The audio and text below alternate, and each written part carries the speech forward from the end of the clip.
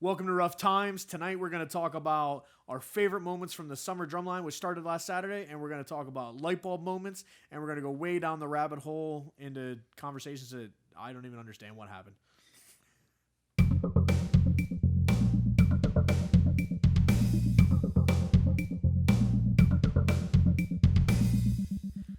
So we had our first Summer Drumline this last weekend, first rehearsal weekend. We had the Epic Cadets and we had the older Summer Drumline that we're going to work with the members on coming up with a cool name. But I just wanted to talk about that a little bit and like kind of recap. We had a pretty good turnout. We're not setting the ensemble for another 2 weeks, so we still have time if you want to do it, get in on that. But the students that did come out this weekend, kind of cool. Like we had some pretty advanced students. We had some students that had never done some students were there that came from non-competitive programs, and some came from semi-competitive. We'll call it semi-competitive. That means competitive but not good. Starting like this. But it was cool. I want to talk about my favorite moment from the day. I spent a lot of time drumming with. Her name is Maggie. I was drumming with her. She was playing quads. And at first, I think throughout the day, we were kind of going through some warm-up things, some technique things, and it was very, she's very a little flustered at the beginning, and it was a little bit faster paced than I think that she was prepared for. But then she kind of settled down, and then we started learning some music, and I was going through, this quad lick. It was this 2-bar quad lick, and it was I don't think she'd ever played anything like that, especially on quads. And man, when she started to get it, and this is more than just this weekend. This is my favorite thing about teaching. It's what lights my fire is that light bulb moment. The first time she got through it and felt how cool it was to play that, she just grinned for the next 3 hours.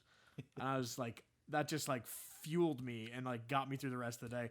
I was just I was such a cool thing watching her kick that and pick it up and then start to have fun with it and then get better at it and start to have fun with it and then get better at it, play it faster, get better at it.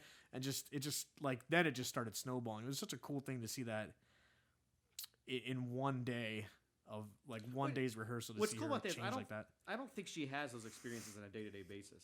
So I think Well, I don't even know how many 6-hour rehearsals she's ever been in. And my understanding is she's actually been discouraged a little bit. She's going to be a music major, right? She's going to Westchester. She's going to be a great music therapist. But I think she's actually been discouraged in a lot of ways from her career path. But she's going to be awesome, and in knowing that she's in a performance venue where she actually belongs and feels like she can contribute is pretty cool. I'm glad we can offer that. Yeah, Mark. Sorry. Yeah, I was gonna say I definitely agree with you. That's just watching people grow is the coolest part of teaching. Can I throw a quick story in? Yeah. Oh, yeah. no. So okay. Yeah, I know. Don't worry. I'll make. I feel bad he had to ask. All right. Well, thanks for coming with us this week, guys. Yeah. No, I'll make it quick. So I used to do my school newspaper, right? And I was an editor for 2 years. And there was this kid I remember. I gave them the front page spread, and I was like, "Hey, can you do this?" And they're like, "Yeah, sure." They did it. It was a complete dumpster fire, and I had to spend 4 hours completely redoing it, the night of sending it to the press. And then 6 or 7 months later, it we kind of rotated our layouts and all that. So it came to her again. I was like, oh gosh, here we go. And I should also mention this person was brand new to staff that year.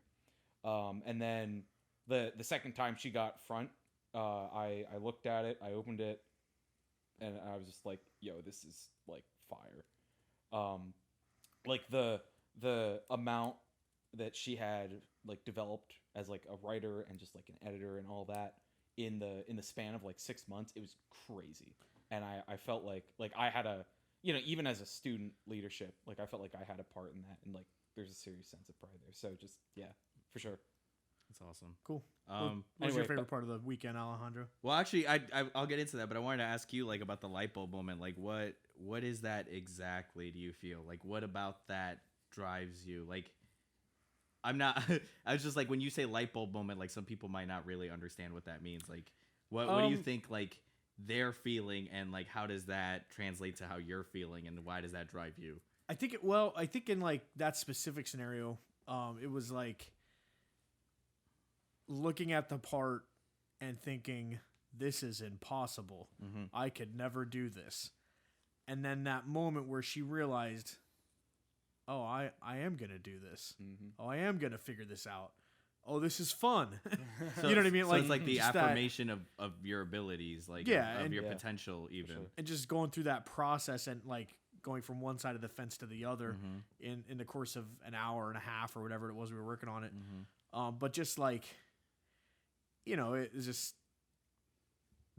just cool, like seeing that. And it's not like, I mean, whatever, I'll just all day, even if it's not happening. But when that happens, it just changes the whole vibe of like, oh, that's why I do this. This is fun. Yeah. Success is going to lead to more success. Yeah, It's going to be awesome. I think that a big part of the light bulb moment that I enjoy when I'm teaching is like it not only like they see kids are bombarded with videos of like other high school groups like Chino or Ayala or like groups like that go out there and like perform on a national level and are like, wow, why am I not like that?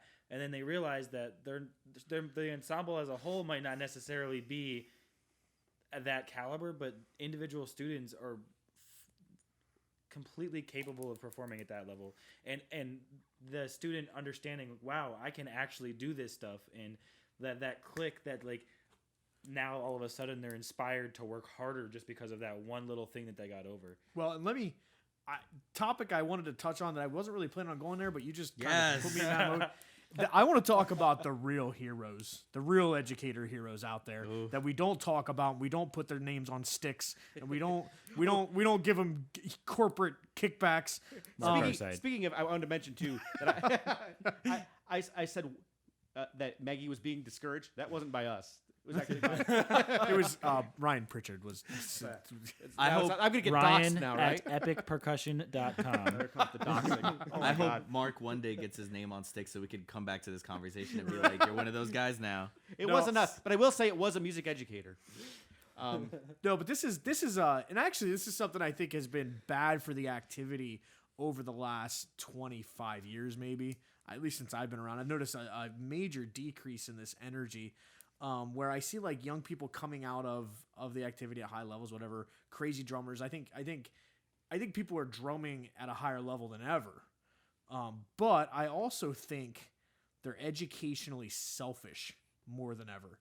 And what I mean by that is I see people like they will go and attach themselves to something that's already good because they're, I don't know if it's status or if it's Ego. if it's easy.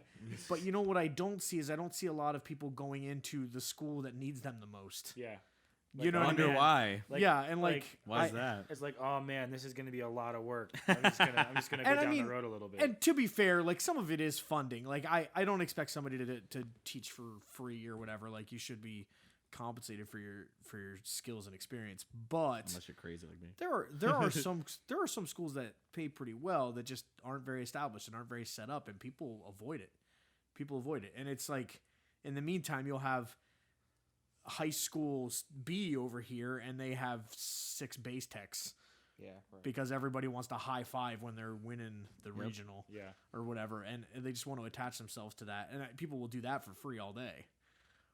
But No, my favorite thing is when people say something along the lines of, oh, this can't be this bad, my name's on it. And it's like, well, you're teaching here, so this is only as bad as it is. well, that's true. Like because you're bad at what you do. I'm here, but it's bad, so it's not because of me. Like just And it's like that literally doesn't make sense. Like how could you it's like I don't know, I think about all the like awful retail, restaurant, etc. jobs that I've had where like the management is awful and they'll be like, well, this place is a disaster, and it's like, yeah, because you're a disaster. Like it's literally as a result of you. Like, and that, like you said, the whole thing with the ego thing. It's like, and I told you we made the video about it. Like people just don't point the finger at themselves. And RJ commented on something like where he was like, my favorite people to deal with are like Joe Schmo, snare tech, who like go to March 1 year at drum corps and then come back and just yell at the kids, and then everything's bad anyway, and then they say that it's like their fault because you know they were yelled at all summer and kind of worked for them, and they're like okay at what they do now, and it's like, yeah, I love Joe Schmo Snare Tech. I get into so many verbal disagreements with them, and I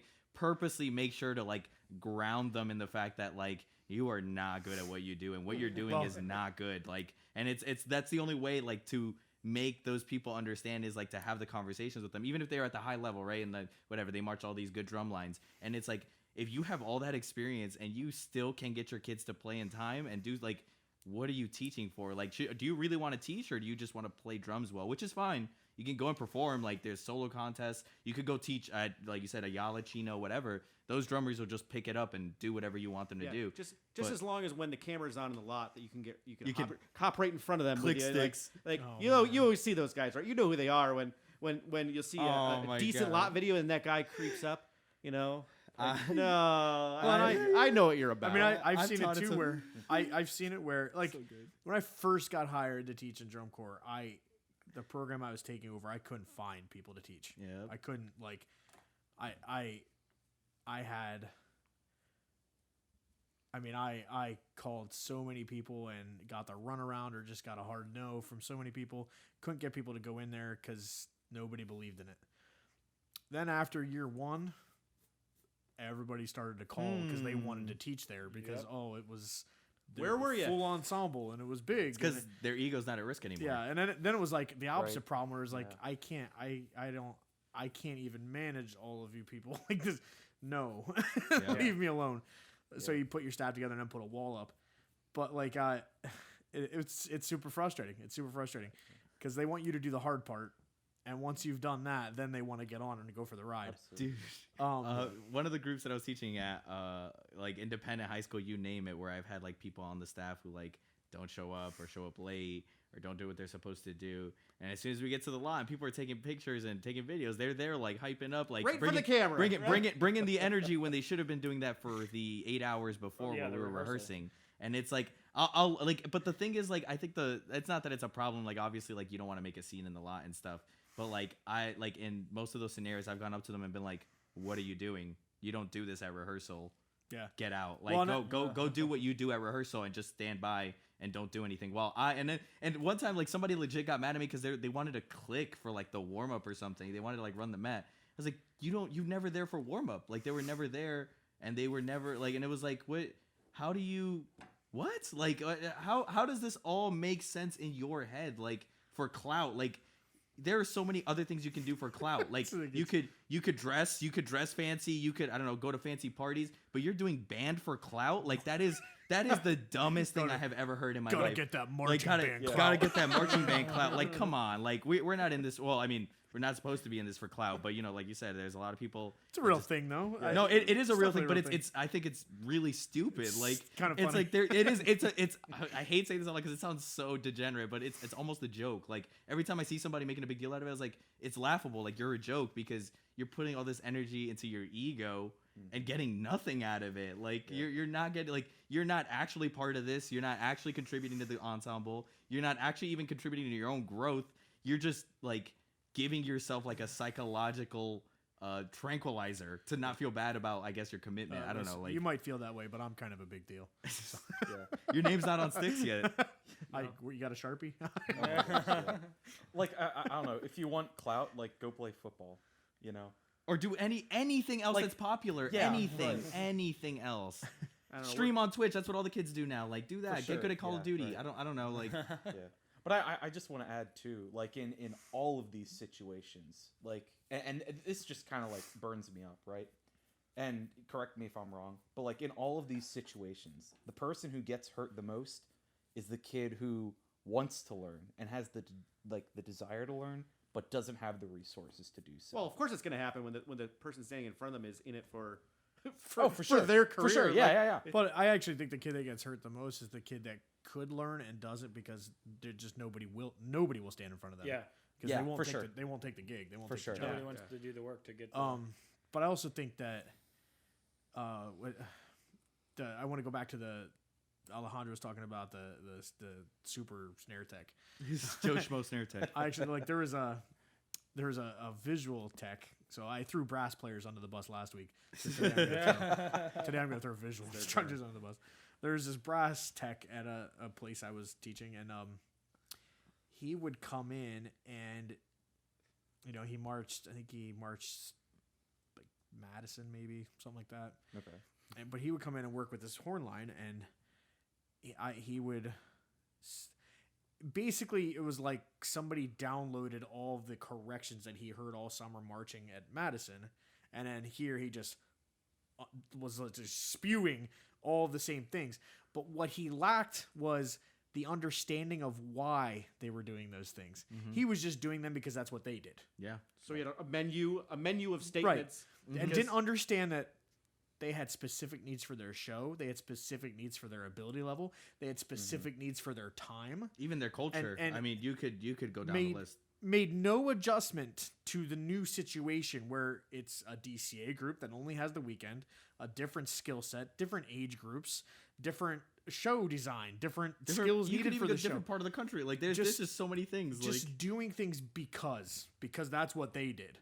And like there are so many people like that just but why are they like that? Who teaches them?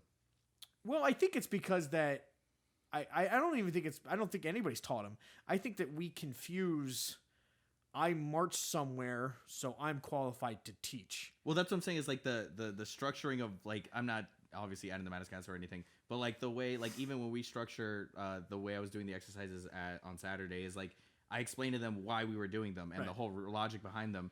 Like is that not happening where they're just like these are the exercises? Yes, this that's is what exactly we do, what's happening. and there's no It's- real education in going drum on. terms. It's just, like handing out double beat and not explaining why you're playing it, so you just downstroke all the notes. Or like, you know what I mean? in college, like they do that where they just make you memorize half a book, and it's like you forget it in a couple months, and it's Yeah. like what Because was, you've not taught them the application. what for was it. what was all this? And- for? It was literally a waste of Oh my time. gosh. Like, And Yeah. literally, like I always use this analogy. The kids that I teach are so sick of it because I just say it all the time.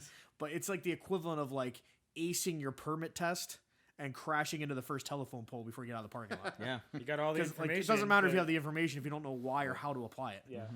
I like that though. Like that's perfect. Yeah, but Actually, it's, we had a bass line that nearly failed because of that whole thing, right? We had remember this? We had a bass tech who it's hard. I had a lot of bass lines that almost failed. Oh my.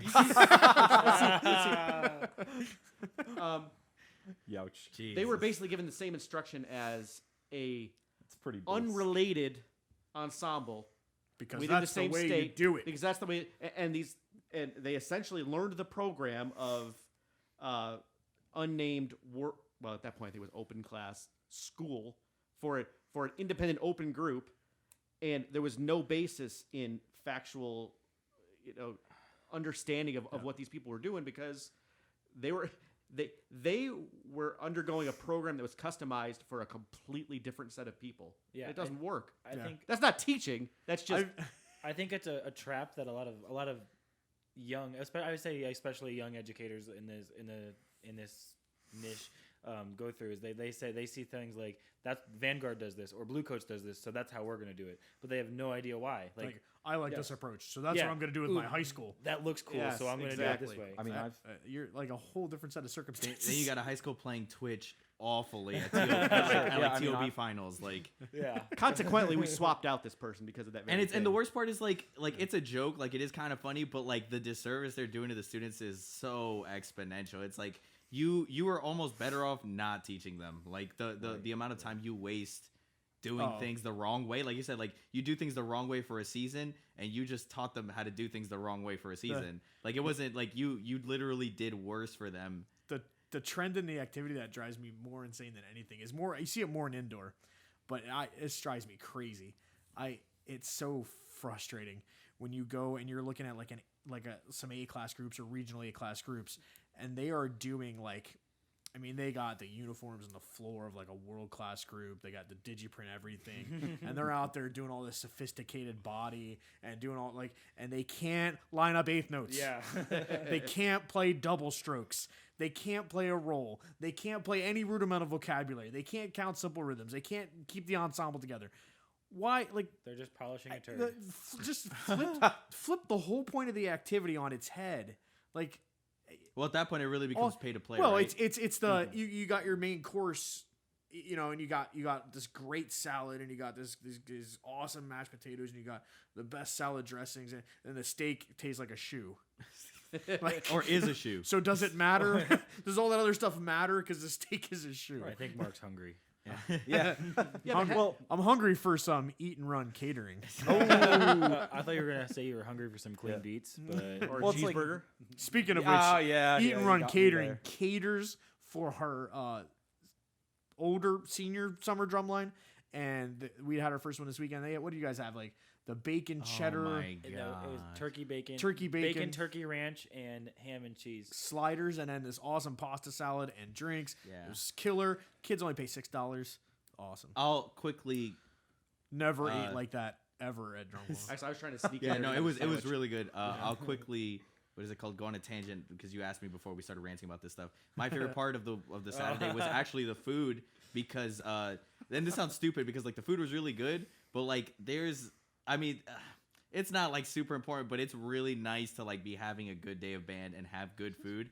And then like they all kind of rode that wave into like hanging out with each other, and they were all like socializing, which is one of those things that like another thing people just all day like yell about the hands and do all these things, but like those are the things that are much more detrimental to your advancement as a group. Like That's what they're gonna remember. no, and 10 years from now. and not Right, even yeah. just like like all the mushy stuff about remembering. Like when you're there with people you like, you literally have a better time, so you concentrate more and you try hard. Like it only trickles. Like I wouldn't even use the word trickle. Water falls down. Like then you get more people to come. Like I had 2 more people ask me today. No, like I heard Saturday was great. Like can I do this? And then you inspire more light bulb moments against more people. And like it just, I know it's like a small thing, but it was literally like, I remember walking to the truck and seeing everybody in there. And I remember thinking like smiling before I even got there. And I was like, I really hope they're all in there because that's like the type of stuff that I remember from drum corps and really like made me cherish the activity. It wasn't like And it wasn't all the even- verbal abuse. Like it was really just all that. Like And it wasn't even manufactured. That's my favorite part It because I always wasn't at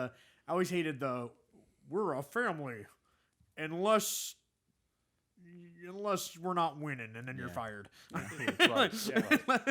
Like, or unless you're not good enough to play these parallel taps, then you're cut. Like you know what I mean? Like I always hated I was like cringed a little bit at some of the family speeches and stuff like that because it's just like, yeah, okay, It's forced. yeah, and I just and it's like not always genuine. And we didn't do that at all. Like we're here to have fun or whatever, but we're not like trying to. They sense that though. Like- The students literally sense that. Like But I also think like what was cool is we didn't have to manufacture any of that. They just did it. were like that. They're just Yeah, really and it's cool like kids. And it's like these kids that from different schools that have literally never met each other before, acting like they've known each other for years just because they all had a common thing that they were enjoying together. It was awesome. It's cool to see that right that now. was my favorite moment from Saturday. except for sure. Chris, when Chris Yeah. came out, and I was like, "Chris, go make a friend." I think he actually might have been like making a phone call right before you yelled at him. Yeah, And then So- he's like, "Can I have more food then?" or maybe that's what he was waiting for. He was waiting for seconds. I mean, I took the leftovers I had home and destroyed them when I got home. It was so good.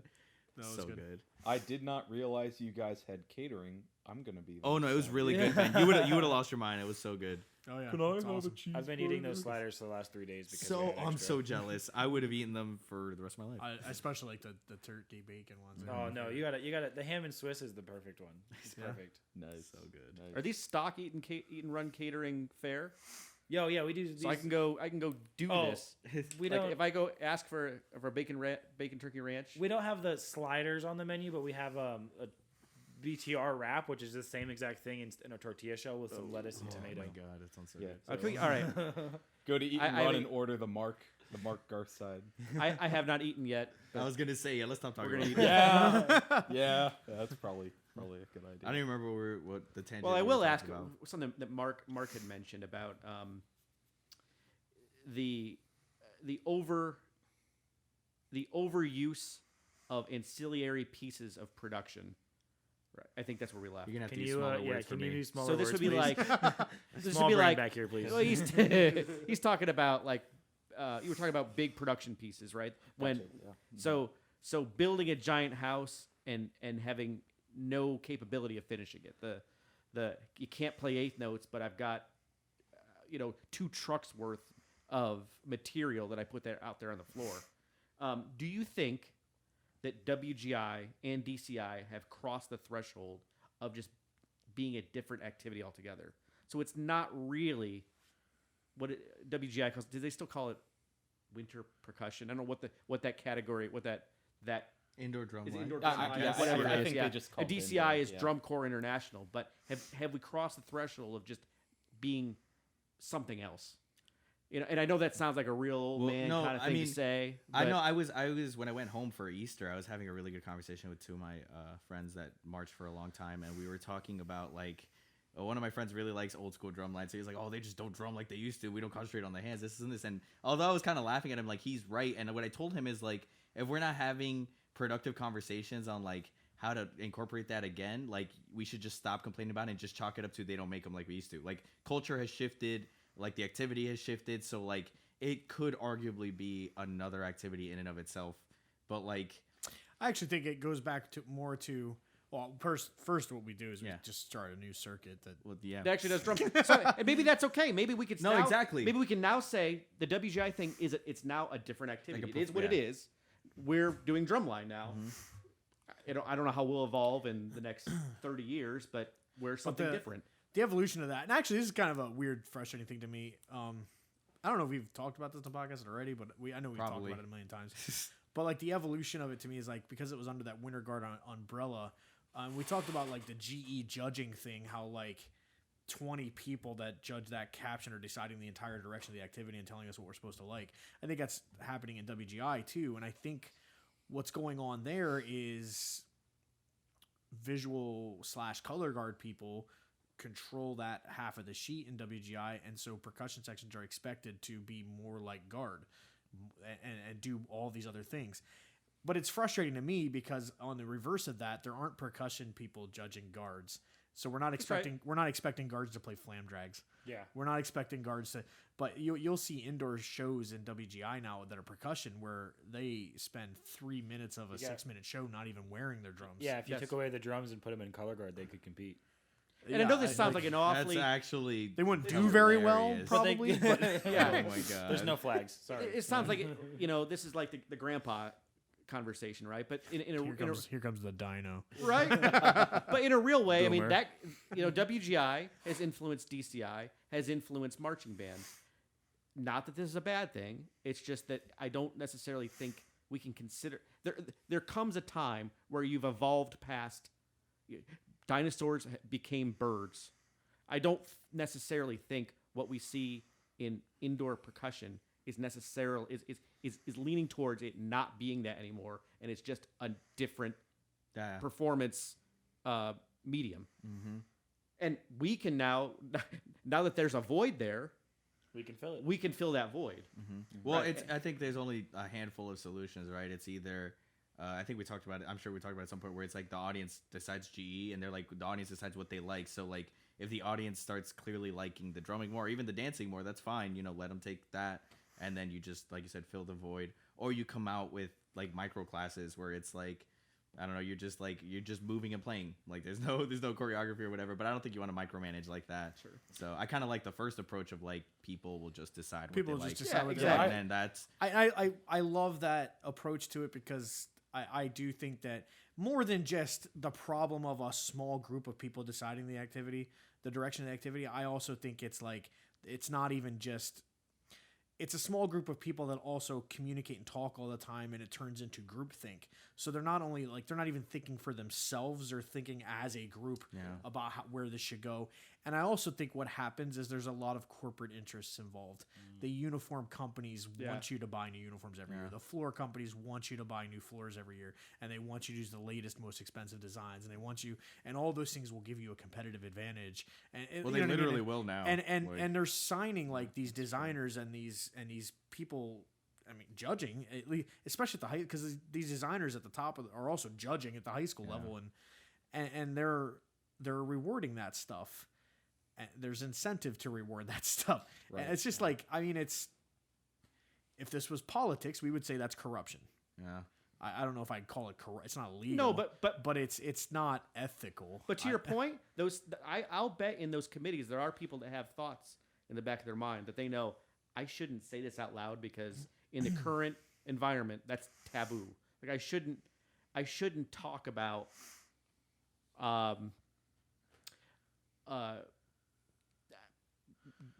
name that demand aspect that we no longer care about. I shouldn't talk about sound quality at this point because we're interested in production value, and I think they're out there. You just can't say those things because in that community it's not the politically correct thing to say. So it would be nice if we had an environment of sort of open dialogue here, which we have every year, right? And even at the high school, I've experienced this as a judge. Even at the high school level, people get really upset with you when you don't have the same opinion as everybody else does. Oh, I love that. Yeah. I strive for that. I live for it. I was judging music ensemble at a show one time, and this staff came in and they had an exceptional horn line, really really good horn line. The percussion section was the opposite of exceptional. I mean, they were exceptional in different ways, but they came in and they were like. They were really upset with me because I didn't have them in box 4, and they've been in box 4 for the last 3 weeks. And like, how could you deviate? Like, we've been in box 4 and you put us in box 3, and like just like coming at me. And I was like, your horn line's box 4, your percussion section's box 2. So I put you in box 3. And they're like, well, what could we? What? And I was like, you could start with having your snare drummers play the same stickings. Like, Got him. Like. Yeah. Got him. I bet we're not talking about.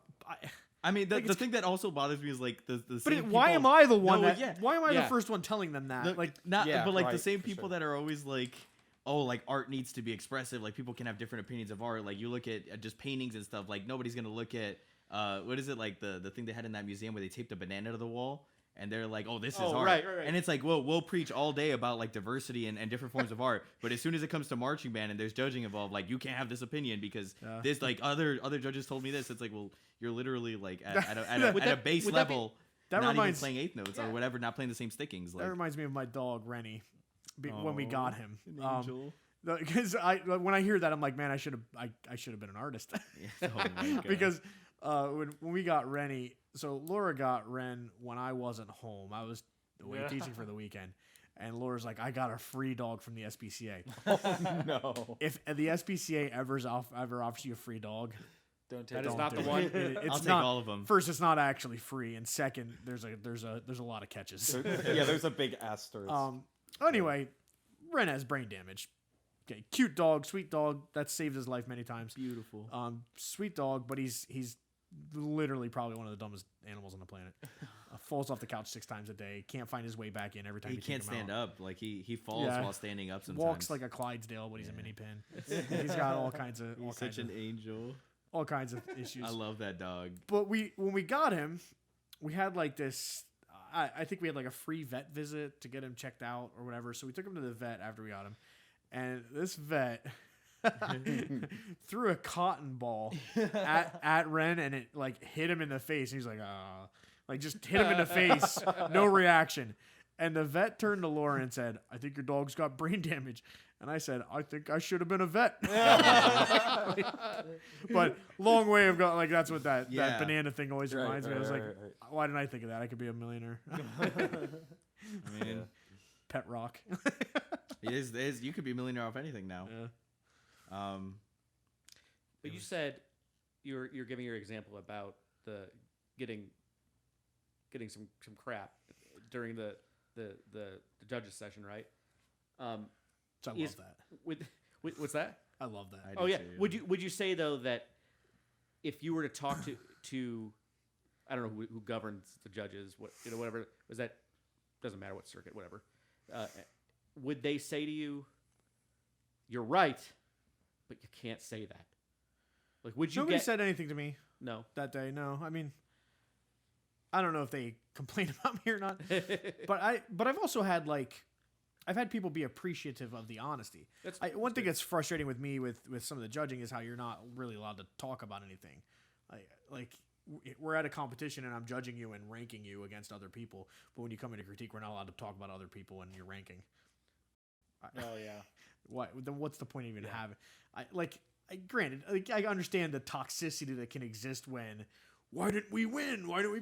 But also, if you can't just say what you think and mean, what are we actually doing? Like we're filtering and putting so much. Like just tell them the truth. Just tell them what you think.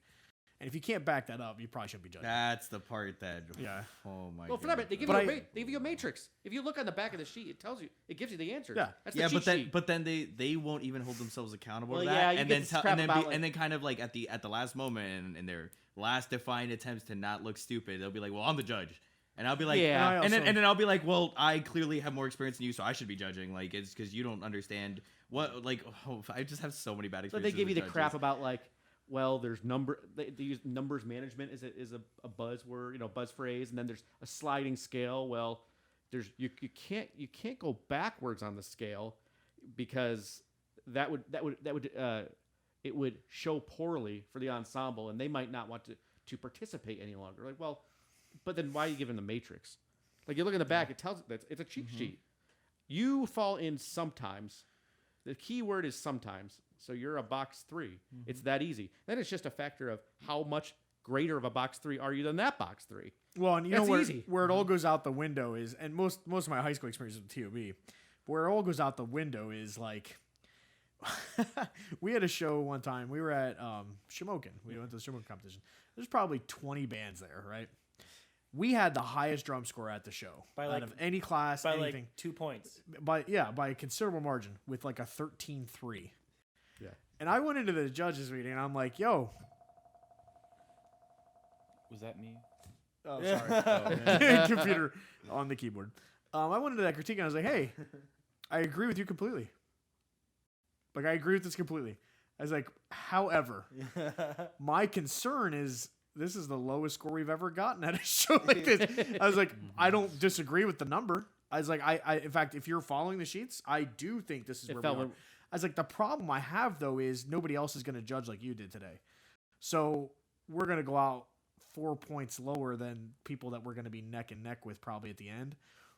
And people are going to look at those scores and not use the sheets. I was like, because if you ask me, most of the time the drumline that wins in TOB should win with a box 3 number. Yeah. Well, it's You know, easy, and, right? like- You judge the show, you don't judge the season. Well, right.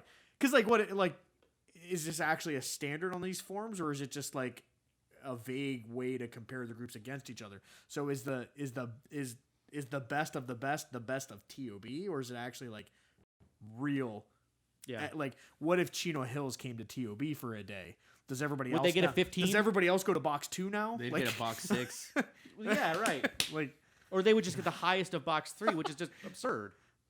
yeah, you know what I mean? Like, so I'm like, I was like, I'm totally fine. Like, I'm not upset with the number at all. I just, if you're judging in the circuit, just tradition, it's not what we do here.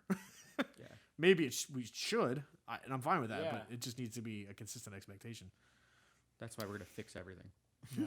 The next time he saw us, we had like a 19-2. Oh yeah. Oh yeah. But yeah, I don't know. The thing that's frustrating about that is it doesn't put pressure on everybody to step up. It just like if you're going out there with a school and you're getting 19 fours, you don't need to do anything better next year. You don't need to. And like, I mean, groups that don't worry about that as much are still going to do that, but I think there are a lot of people just chasing scores, and it's a motivator, whatever, but I don't know. I just think the scoring should be honest. Like, I follow what the actual sheet says. It's like a double-edged sword because, like, I know that programs won't get funding or whatever if they don't do well, but they would do well if they put their efforts into the right things and the scores would follow. Well, and like, the scores would be different, but I think the rankings would stay the same. yeah. So, and all the score is a way to get the ranking, right? So if you win drums with a 19-8 or you win drums with a 15-8, who cares? Yeah, it's still winning. You know what I mean? Like but I don't know. It's sort of like the kids can't get failing grades. They can't get anything below a 60 in yeah. school. Like, why are we building systems on dishonesty? Like, Would you say a score of 20 out of 20 in both execution and content would mean absolute perfection? Is a perfect score equal to a perfect performance and perfect demand? not necessarily. Okay. I would ask say 2019. I would say like Yeah. for me to number down, it would have to be the best I've ever seen. Yeah. Like I wouldn't say not necessarily perfect, but it would have to be Yeah, maybe a better way of asking pretty that incredible. is perfect achievable? Is it even real? I mean, we've seen even the highest levels that sometimes I occasionally see a perfect score. I'm like, well, it was pretty darn good, but Perfect. I'm sure you could, I'm sure you'd find a little bit of a rub there or something. I just don't know if, yeah, exactly. Is that a real thing? Is perfect is perfect attainable? And if it's not, then we should be seeing far less people in the upper end of those boxes than we do, and that should just be okay. There's nothing wrong with that. Yeah. I don't know. Hey, so Solving the world's problems, yeah. one box at a time. So really dumb question. What is a box? Oh man, there's jokes in there. We There can't are- say those jokes. jokes in there. What is a box? Like I don't know. So Like, when never you're did. that's actually it's good you're here to ask those questions because we all like have been in this for a Okay, long time. yeah, So cool. if there's something you don't understand, I appreciate you asking that question. Asking for the viewers. So basically, in most competitive band circuits, drumline circuits, what happens is they have 4 or some circuits have 5 boxes, and what they are is like there's basically a what and a how. So there's two different like there's box 1, box 2, box 3, box 4, and then there's like an over number and a bottom number. And the over number is like what did you play? Like how hard was the book? What skills did you demonstrate? How like all that's it's what. Right. And then the bottom number is how well did you do Like it? execution. Like an Okay, achievement, yeah. And that's basically the gist of it. But the different boxes are like if you almost never achieved it and it wasn't very hard, you're in box 1. Right. And if you sometimes achieved, and there's specific criteria listed in the boxes. Okay. There's gotcha. usually some kind of keyword you key in on, like never, Sometimes, occasionally, sometimes. yeah. Okay, so then do you like?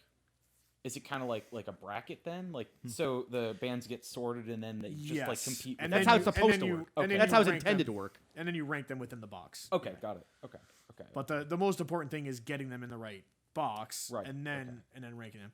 Okay, So that like, makes and sense. the argument of like people get boxed out of numbers. Basically, what you should do is the first band you see that's in box 3, you should be putting them pretty close to the middle of box 3, and giving yourself room above and below in Right, case other okay. bands are slightly below or slightly above. But the problem is, people that teach and directors expect their score to go up incrementally every week because they don't really understand how this is supposed to work. So like if they're the first band out and you put them in the middle of box 3, but last week they went on last and they were a little bit better than the other band that was in box 3, so they scored a little bit above that, so the score goes down this week, they're mad at you Right. because their score went down. Okay, gotcha. That's that gotcha. sliding scale I was talking Yeah, about that people but- are expecting. Okay, got it. But box 3 is box And 3. It doesn't. To be fair, it's not just the directors that feed into that problem, it's also the other judges, because what happens is the judges look at those scores and just put everybody incrementally up every week. And it's chicken or the egg. I don't know if it's because they don't want the directors to yell at them, or the directors get upset because they know the judges do. Right. I don't know which one I happened gotcha. first. I got you. Okay, that kind of makes sense. But Thanks.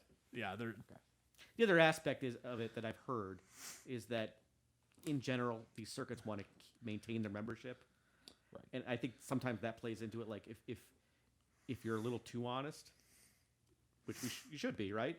There's this fear that they might migrate to some other circuit who might treat them better. Okay. When again, in reality, we should just They be do. honest.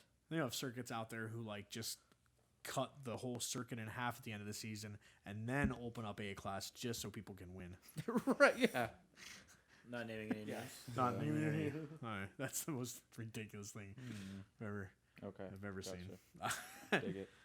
I mean, that's literally just a Make people happy. participation Yes. trophy. We That's want you to come literally- back next year, so Yeah. we're gonna give you a trophy. Yeah, and I mean, I get it. Like directors gotta play the propaganda game and like we won stuff, give us money Yeah. to their communities. Like I get it, but it's annoying. What's crazy is if all that effort was just put into actually educating the kids, you'd Yeah. get that score How about anyway. it? But Yeah. Right. Well, and for that matter, like educating. what would I know? Educating the kids on like how this scoring thing is supposed to work, so they don't get upset when their score goes down by 3/10. You know Dude, what I mean? Like, I worked as the greatest time of my life. Like I talk about it a lot. Where I was working with PCTI and like, like we were moving into U.S. bands, and there was a lot of like fear. It's like, oh, we've never really been competitive. Like we're going into this. I was like, don't worry about all that. Let's just worry about making the kids good, and that's all that's gonna matter. And they were all very skeptical, but they were all very trusting of me, and like I really appreciated that. And I was like, no, I promise, like I will not lead you astray. Like I will part the ocean, and we will walk through it. And like every time we like. Something came up in like a meeting and they would compliment us on something. He'd be like, "Oh, like we that's the stuff we were talking about." It's like, yeah, like we just put the energy that we used about worrying about winning and all like these dumb things into actually educating the kids it'll work out. And like that was a big light bulb moment that I had with them where like the first year I was there, like they went to this festival. It's one of those festivals where they don't even have boxes. They just have like bronze, silver, and gold. And like they had never gotten gold before. And like I saw like the band that had gotten gold the year before, and I looked at him and I was like, you don't gotta worry, bro, like we got it. And he just didn't believe me. He's like, oh, but they're really good. And I was like, yeah, they are, but like, you know, we're also really good. Like we spend time on the kids, and then when we got it, they're like everybody like lost it, and all the kids are crying, and like he's about to cry, and I'm just there like, yep. That's what happens. Like when you purposely educate these kids the whole way and like don't concentrate on the other things, like that's what happens. And then the year after that, we came into U.S. bands, and then we went to MetLife, showed up, we came dead last in our class, and we won percussion. And the kids looked at me like, and I was like, yeah, that's what happens when you work hard and you try really hard and I didn't want to be, I'm not like trying to sound egotistical, like listen to me because like I've been doing this for a long time and I understand like the things that are important and the things that judges look for. And we were so also fortunate to have, we had Dave Dumont judging. So when I saw him on the sheet, I was like, oh yes, we're gonna have a fair shot at getting judged properly, and we did. Like, and it's crazy what happens when you just concentrate on the right things. Success is really fun. Success is fun. It is. Yeah. Yeah. I don't know. I agree. Well, we can talk about Epic Cadets. We didn't touch on that. Epic Cadets. thing. I like teaching little people to drum. Yeah. I like seeing the light bulbs in younger kids sometimes because even they don't understand what's going on. They're kind of just like, it's just kind of like primitive, like light bulbing, and it's like even with the thing with Maggie, it's like she understood why, like it was like, oh, I'm getting something that I've never gotten before, but some kids can't really like articulate those thoughts and feelings, and like you kind of just see it in its most basic form. Yeah. And then you like pushing that. And then getting them to understand that. I mean, it still happens at the older level, obviously, and even at the world class level, I'm sure. But like doing it with younger kids, it's like the younger that people are when they learn stuff like that, the longer they'll literally be able to practice those mindsets and those like aspirations and chase those feelings. So they'll improve faster for a longer amount of time until like if that keeps getting pushed, obviously. If not, then you end up with Joe Schmo Snare Tech in high school, and then he kind of just destroys all of it. Then I also hope too that like that kind of thing that we're doing with them kind of grows, because if we want the activity to ever be anything that's sort of mainstream, like sports are starting kids so young, and nobody's doing this. The only one I even know of, I mean, there's some out there, but very rare and few and far between. Old Bridge does it. They have like an elementary, middle school drum line. Yeah, but even a lot of the ones that do exist just don't expect a lot. Like they, you know what I mean? Like they play the drums a little bit, but they're probably not marching, or it's, I don't know. I like we basically just scale down the skills that we're asking them to do, but still have a pretty high expectation of how well they do it. Yeah. But then you got like that Atlanta Drum Academy, and they're doing some crazy stuff. So it's like, all right, we gotta step up a little bit here. Yeah, those guys are doing it. But it's cool. It's cool to see that happening in other parts of the country, and you know. There was one kid that I'm pretty sure was young enough to still not really be able to speak like completely well, and he was laying it down on snare drum, and I was just like, wow, this is crazy. Like they're really teaching kids like as soon as they can. Like but I think a big part of that is, you know, parent support. Like that's why a lot of a lot of those kids. And I also think, and I don't know, this is just a observation on the outside looking in, but from what I've seen too, what I see is I think they're only concentrating on the marching percussion aspect of it, not to make excuses, but our approach is a little bit more holistic. So I think our kids, like I want to get there. Don't get me wrong. Yeah, but we do expect our kids to do everything. Like, so yeah, it's a little different. Yeah, I mean, like if I can just throw in too, like I don't know, maybe it's just because like that's more or less what I've been teaching here at Epic. But like when I started here, I did not think I would be like really great at teaching kids in like the I don't know, you could say like age 8 to like age 12 bracket. But like the more I did it, the more I was like, oh, this is really, really cool, because you can, oh shoot, how do I explain this? You can not dumb things down. You can simplify things, and like you can be there for when the seed is planted. You know what I mean? Yeah. Like you can be the guy to be like, hey, here's a such and such skill, like hey, let's play eighth notes in time, and then you can watch that and help them like develop that into like, you know, just rip in like book reports or whatever. Well, I also think what's really important at those young ages is not just teaching them how to do the nuts and bolts of like how to play the drum, but also why they should appreciate it. Yeah, for sure. Like, and I think where a lot of people fail with younger kids is that they don't like they don't hold like the that sticks like fire. this, count the rhythm like this, do the thing like this, but they're not showing them videos of people playing the marimba really well, or showing them videos of people a snare line playing the drum like ripping clean dribble rolls. So they're not like one of our best students that's like in 7th grade. I think he's in 7th grade now. He's a monster. He's a monster. An He's playing through actual sicko. John Pratt snare solos like at tempo, and he's 7th But not grade. just playing them. Like, he understands the musical meaning behind it. And he didn't even play drums in school until this year. Yeah.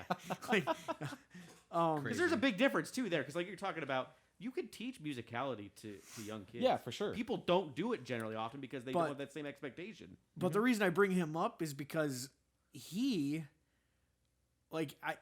in fact, before he even came to us, the reason he came to us is because he knew that we were working with Drumlines and they knew about the DCA show thing or whatever.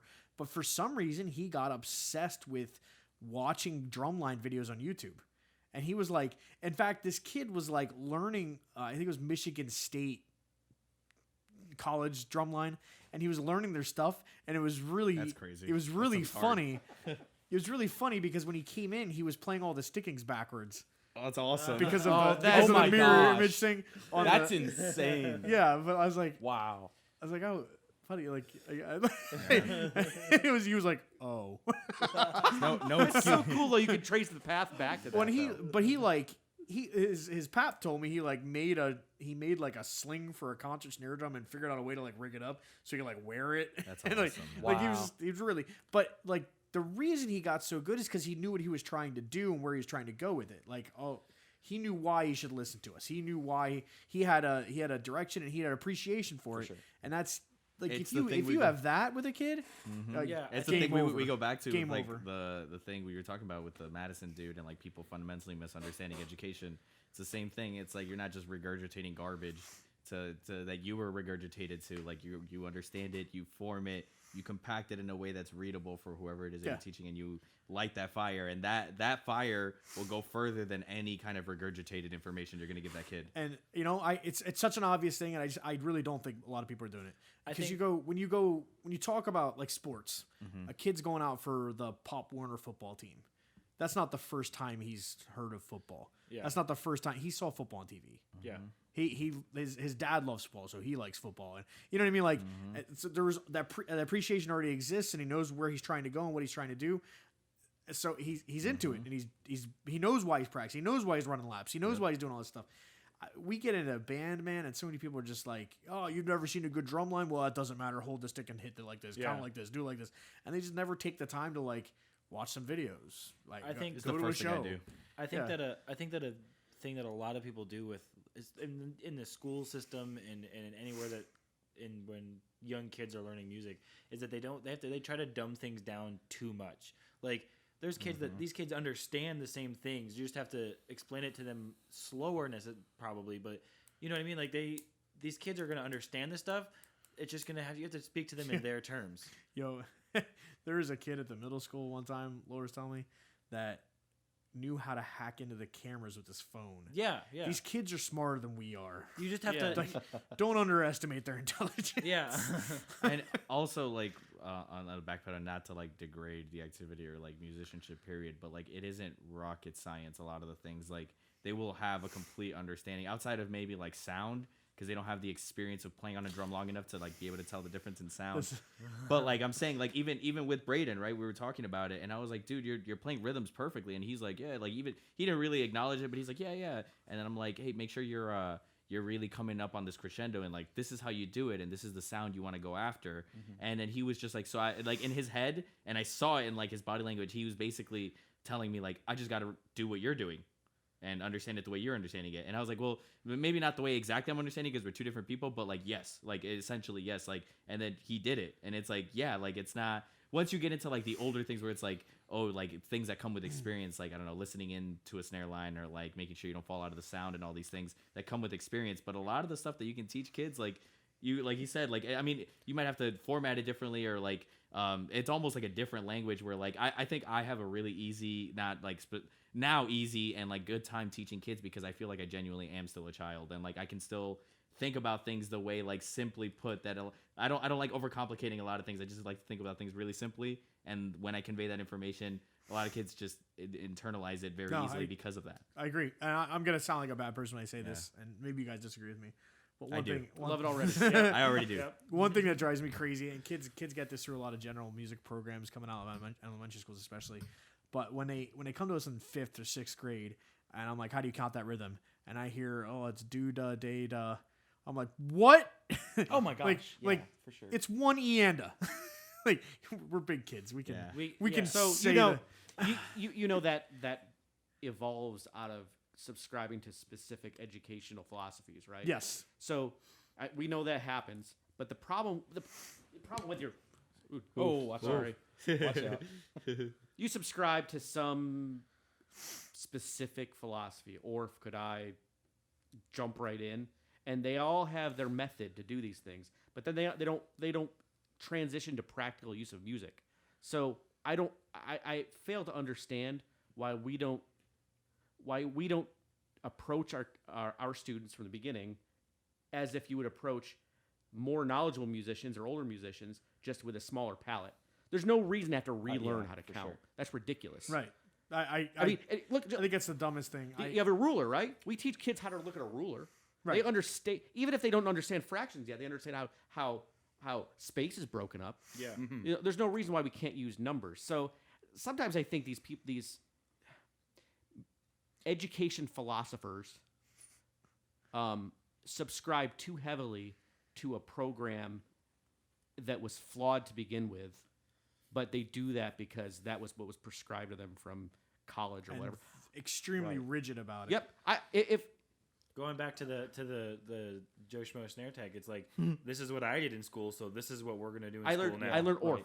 Exactly. And if you didn't teach Orff, honest to God, there was a couple people in my ed classes who sort of deviated from the norms of Orff, and they got drop slips put in their mailbox. Oh. Like, you can't teach music. If you don't teach Orff, you don't teach music. Oh, seriously? Yeah. Oh, that's And that's awful. like, correct me if I'm wrong, but Orff is it's strictly about feel. Like feeling music. Essentially, yeah, and it's using stupid. mnemonics and things like you wouldn't. It's gamifying music essentially. Okay. Like Suzuki does this a little bit, right? Like you wouldn't teach. My favorite example is 1E and a 2 and 3E and a 4 and Mississippi Hot Dog is what if you ask walk it up to any young violinist and say, play Mississippi Hot Dog for me. They're all Mississippi Hot Dog, Mississippi Hot Dog. That's a subscribing to a specific music philosophy. Now, for strings, it works great because you can take a 3-year-old and they start playing music. But at some point, you have to transition them to what the rest of the world recognizes as legitimate music playing. I just don't understand. If a 3-year-old can say Mississippi, they could say one. No. Indiana. I completely agree, but like, Right. let me speak from my experiences. Like, I tried teaching that to some of my younger students, and they were Suzuki? like, no, just 1E and like 2E and they were like, that's lame. I don't want to say that out loud. And then they immediately were already like, it was already a losing battle with them. All I said was, all right, think about it like this. I didn't say Mississippi Hot Dog. I said watermelon apple. Yeah, that's or like the same idea.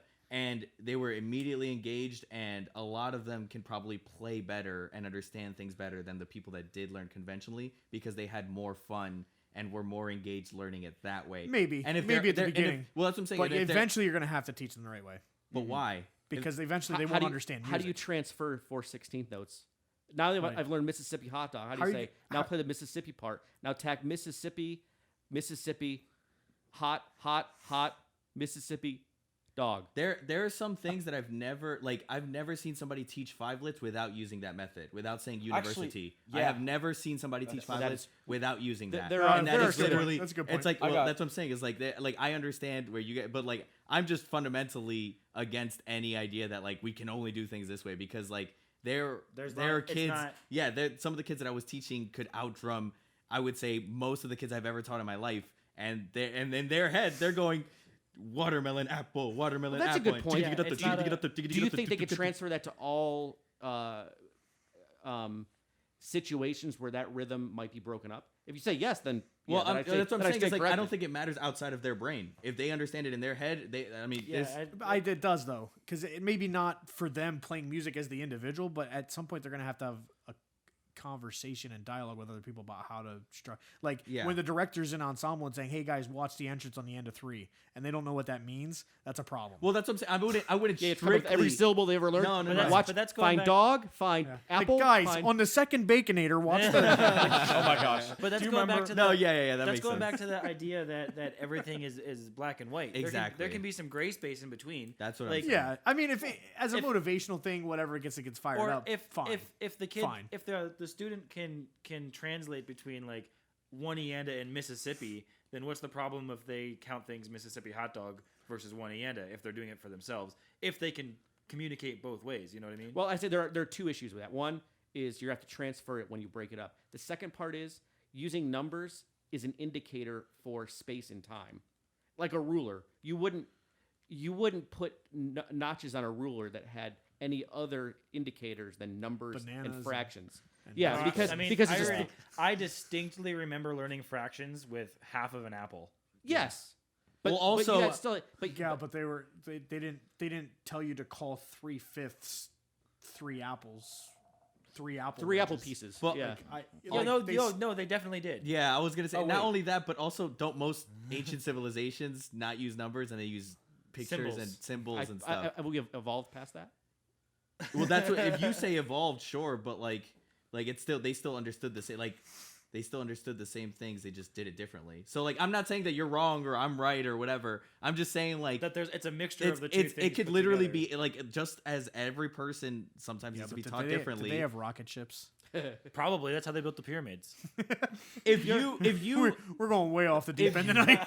Yeah. Your point about the quintuplets is well taken. And you know, I'm saying I've never Maybe- ever heard anybody teach How do you count- quintuplets being like 1, 2, 3, 4, 5, 1. Like or How do you count that what? without, Yeah, how do without you- words? What words do you Is there use like for a that? technical way to do that? I've searched for stuff and I have trouble finding anything. I actually you know think- what we should standard. Let's You make that should a be mission. We should right now. standardize the What's quintuplet. the standard? Epic percussion. That's 5. Epic percussion. That's too many. One But E you and a just poo. That's a you also mouthful. just outlined the problem with that. Oh wait. Oh, is that not what we were looking? I got for? it. I actually Okay. don't think. I actually think Never like mind. the university thing isn't even good either because nobody goes university. Like nobody says it like that. University. I think Scarlett Johansson. I would much rather think about that than university. I did that with a student who just like was like not into rehearsal, and I was like, "We like Marvel movies, right? You want to play this 5-let in time, like Scarlett Johansson?" And he laughed about it, and then he was immediately engaged, and he played the 5-let right the next rep. Like, I think it's very useful. I think the immediate discrediting is like, I get why, I think but it's- like at the same as time, it's like as a tool, it's great. I mean, I still would use mnemonic devices even with numbers. I'd say, what does 4/16 notes in this span of time sound like? Well, it sounds like spoken language. You would say, water, But eventually you gotta like wean them off. Mississippi, of it, yeah. right? Eventually, like just you have, can- just have the transference of understanding of it's space and time. Right. Yeah. So I don't know. My I guess you frustration can- with it isn't that was used to teach them. My frustration is I'm getting a kid that's in 6th grade that's been doing band for 2 or 3 years that doesn't- that doesn't even know Okay. that that's a thing. I'm the first one that's saying No transference. this is how Yeah. you count 16th notes. Yeah. It's like because they they never think got- that do da data is how you do it. Yeah, I understand. You know what I mean? you know So, where like, that comes from? Back to the original point. Who taught them to do it like that? It's the education. It's the But regurgitation. also, I think that it's also back to what I said about like they're teaching third, fourth, or even down to kindergarten kids to count eighth notes, do da data, because they don't think that the kids would understand 1 and 2. Oh and. yeah, that's true. You know, like- that also. But like that's the kids- But that's also a thing that bothers me. Like kids aren't stupid. yeah. That's what I was saying. Like these kids can understand the things, the concepts. You just have to relate it to them in a different way than you would to somebody like a colleague, like somebody that understands that can speak the same language as you. Because like music is a different language. You just have to give it to them in smaller chunks. You know. Yeah. Like if they need training wheels, give it to them. If they don't, cool. But like eventually, if they have training wheels, you got to take them off, you know, or else they're gonna be on training wheels for the rest of their lives. Like, Yeah, but training wheels are sick sometimes. I'm kidding. well, yeah. Can you write that statement down? Take That's the a training keeper. wheels off. Put get it down little the hill. flames on them. That's a solid A minus. I mean, right with there. training wheels, you can drift pretty cool. They have their If you're uses. falling, it's because you're not going fast enough. Yeah, right. That's funny. All right. Yeah. Any other? I don't even know how we got here. I guess it's we could good. wrap up with everybody else's opinions about the weekend because we only went through mine and yours. Yeah. What was your favorite part of the weekend, Ryan? Or the Saturday. Yes. Saturday. Yeah. No, actually, at the end of the rehearsal, there was a gap that I didn't see some of the older kids rehearsal, but at the end of the rehearsal, having everyone grouped together I guess I'd say the same vibe situation you're talking about in the trailer. It's, you know, like there was a palpable sort of vibe that I have no doubts at all. Not only are they all returning and are willing and excited to return, but they're bringing their friends with them because like that I really do think, and very rarely do I think that I think they're legitimately trying to share their experience because they were sharing it with each other. And I very rarely have I seen them in a first rehearsal, especially. Like it was just a fun, cool vibe, and not fun in the way of just building community. It was building community, but like they enjoyed the success of it, which was cool. And if they were excited about that, ooh. Yeah. Yeah, Because That's the hardest thing to it get wasn't people even excited good. about. Yeah. Right? Yeah. Yeah. It was our first time doing it, so we had a lot of bugs to work out, and Yeah. it's just gonna get better from here. No, it's cool. And I think some of the music, like kids were like, we never played stuff like this in band Yeah. before. This is way harder. And I think they were like excited about it, especially because they actually started to achieve some of it already. Yeah. I could hear some of them, like some of the kids that were from, I say kids, but there are some were into the college range folks, but I've never heard an ensemble sound like that before. Yeah. You know, again, it wasn't even that good. Right. But the ensemble depth, the ensemble, like, whoa, this is That's- really weird. That's This what I is was. cool. That's what I was thinking about the end of rehearsal because I was like, my perspective, I'm like, oh, we got a lot of work to do. Yeah. But then I was like, man, from some of these kids' perspective, that was probably like the coolest thing they've ever done. Like, Yeah. like musically, like that was Yeah. probably like, whoa, this is awesome. I mean, even outside of musically, I think structurally the way rehearsal was even run, like when Yeah. it's like you're giving off that seriousness that Well, like like an organized and specific instructions and like, hey, you need to actually stop where we're stopping to rep and reinforce Professionalism, yeah. And we had like real gear. Yeah. Yeah. We Like, took it like, seriously, and they yeah, took it seriously. Yeah, it was really cool. It was a really, really cool vibe. Can't wait to see what that turns into. One thing we talked about too with them was like, man, like you guys are here on day one, and like let's say this is a huge thing in 5 years. You're always the group that was here on day one. You started flagship this. group, Like, yeah. You started to dig. started here Yeah, today. You broke ground with this. Pretty cool. Well, my favorite thing about this Saturday was being able to teach again. well, yeah. Oh, have you been out for a while? Oh, the COVID. Yeah, because of situation. COVID. Like Gotcha. we did like a marching band season with Williamsport over the fall, but it wasn't really. It was weird. It was weird, and it was Yeah. like we had like two months of a season, and we had to learn music the entire time, and it was just like It was like, oh, we learned the show. Oh, season's over. Yeah. Like, it was, it didn't feel real. and it was like, yeah, then we really knew like, the drill was super dumbed down. Not as many sets. The show was only 3 minutes long.